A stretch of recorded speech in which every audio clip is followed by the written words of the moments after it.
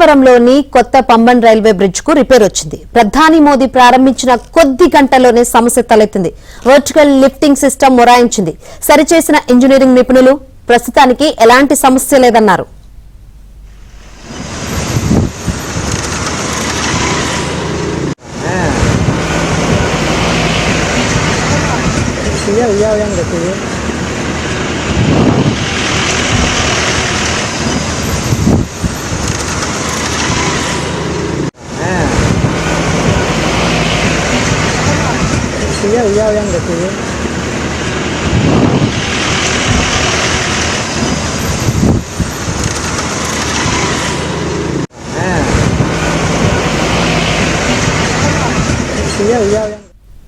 ప్రధాని మోదీ ప్రారంభించిన కొద్ది గంటల్లోనే పంబన్ రైల్వే బ్రిడ్జ్ కు రిపేర్ వచ్చింది. మరిన్ని వివరాలు అందించేందుకు మా చెన్నై ప్రతినిధి సిరి సిద్ధంగా ఉన్నారు.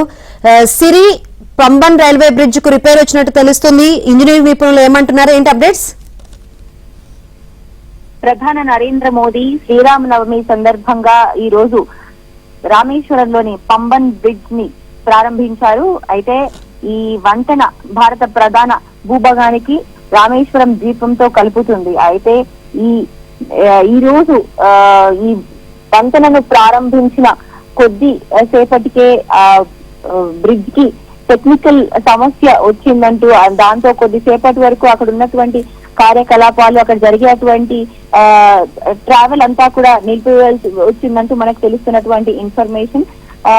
కొద్దిసేపటికి అక్కడ మొరాయించిన వర్టికల్ లిఫ్ట్ సిస్టమ్ మొరాయించడంతో అక్కడ ఉన్నటువంటి అధికారులు, నిపుణులు దాన్ని సరిచేసి ఇప్పుడు ఎటువంటి సమస్య రాకుండా దాన్నంతా కూడా మామూలు స్థితికి తీసుకొచ్చారు. ప్రస్తుతం ఎలాంటి సమస్యలు లేవని కూడా మనకి నిపుణులు చెప్తున్నారు. అయితే కొద్దిసేపటికే మోదీ ప్రారంభించిన కొద్దిసేపటికే రిపేర్ రావడంతో అక్కడ ఉన్నటువంటి వారు కొంచెం సేపటి వరకు కూడా ఏం చేయాలో తెలియని సిచ్యువేషన్ కి వచ్చేసారు. అయితే వెంటనే సమయస్ఫూర్తితో అక్కడ ఉన్నటువంటి నిపుణులందరూ కూడా ఆ బ్రిడ్జ్ ని సరిచేయడంతో ఎటువంటి సమస్య లేదు అని ఇంజనీరింగ్ అక్కడ ఉన్నటువంటి ఇంజనీర్లు మరియు నిపుణులు చెప్పడంతో అందరూ కూడా ఊపిరి పీల్చుకున్నారు. అయితే చిన్న టెక్నికల్ గ్లిచ్ కావడంతో పెద్దగా సమస్య లేనందువల్ల తిరిగి మళ్ళీ కార్యకలాపాలన్నీ కూడా చేశారు.